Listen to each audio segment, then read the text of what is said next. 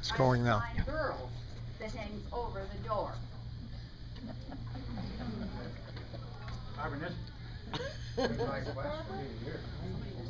Anybody recognize their writing? No. Those of you who know can't tell. No. Shall I read it? Sure. Sure. Danny Shapiro.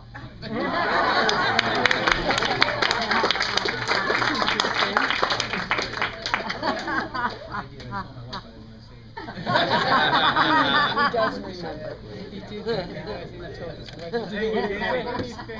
Appreciate that. When we talked about quotes, having quotes at this get-together, I looked up on the net some quotes from the 50s, which I thought were interesting. It gives us a little perspective. One woman said that if they raise the minimum wage to $1, nobody will be able to hire any outside help. Then when I first started driving, who would have thought gas would be at 50 cents a gallon? I'm afraid my kids are going to not go to the movies anymore. Ever since Clark Gable said damn in the Gone with the Wind, it seems like every movie has a damn in the hell in it. Let's see. No one can afford to be sick anymore. $35 a day in a hospital is way too rich. Why in the world would you want to send your daughter to college? Isn't she going to get married? It would be different if she could be a doctor or a lawyer. Now they're all doctors and lawyers. All the doctors, and I know, all are women. It's too bad things are so tough nowadays. I see where a few married women going to have to work to make ends meet. Quite different. I'm just afraid the Volkswagen car is going to bring in a lot of foreign business.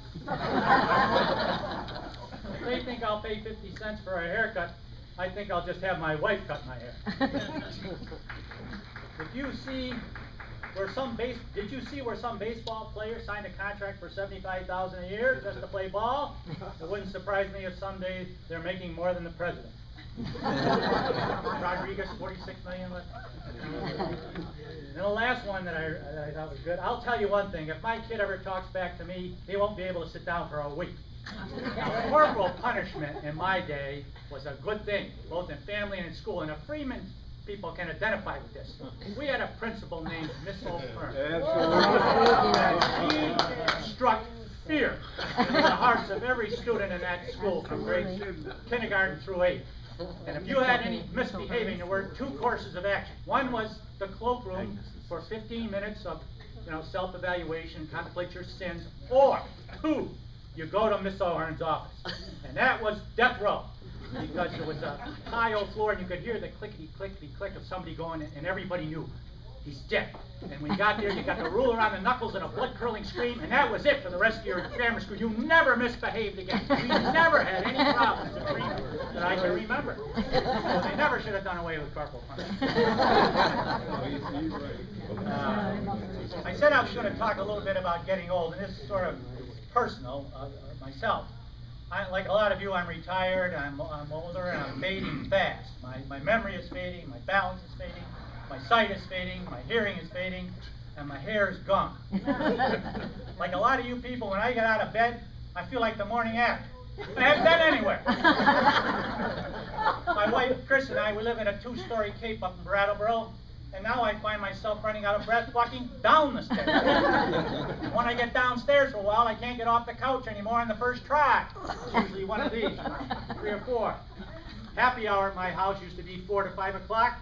Now it's just a nap. A big night out for my wife, Chris, and I are sitting in our rocking chairs on the back deck. But just the other day, about a couple weeks ago, she sidled up to me and she said, "Dick, let's go upstairs and make love." I said, "Chris, I can't do both." A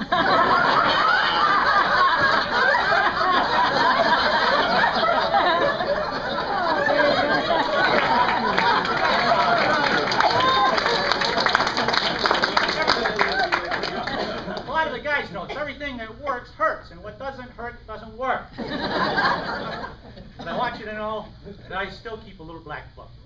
Trouble is, all the names in there end in MD. A couple of PhD, those are my senior therapists. The rest are MD.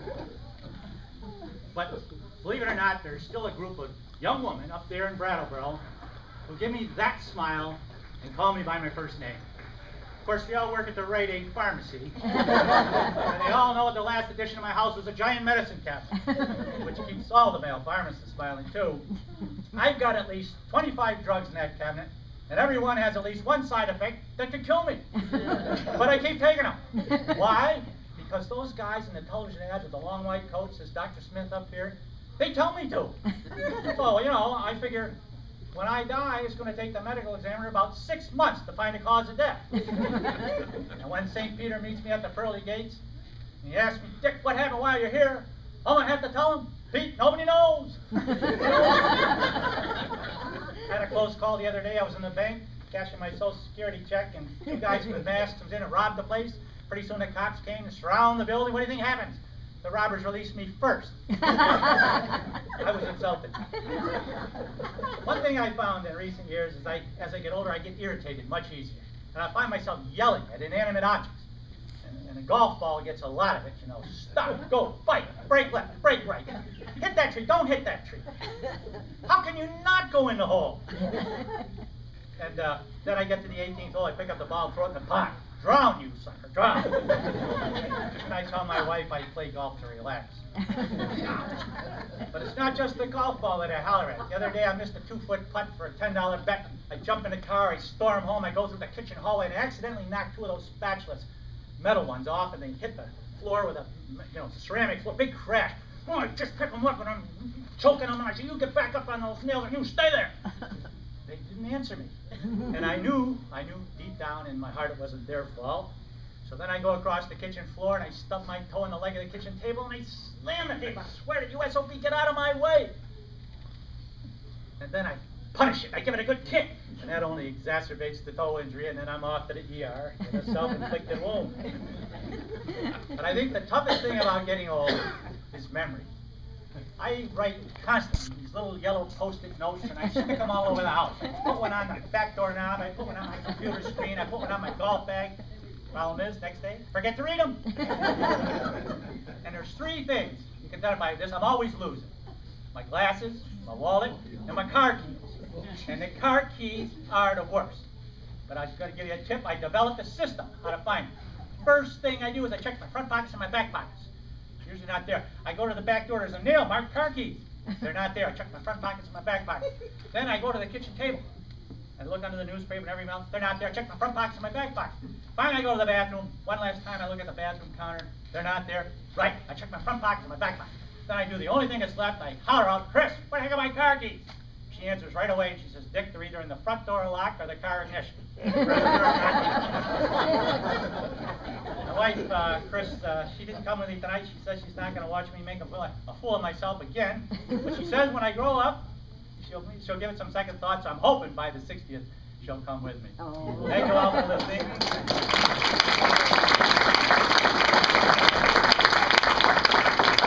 Now, Patty Melito Baker has raffle winners. Very good. We will have raffle winners. Oh, you got to pull them. That's right. I'll let you do it. Oh. We have a lot of nice gifts. When they're gone, they're gone. So good luck to all of you. Take the raffle. There you go.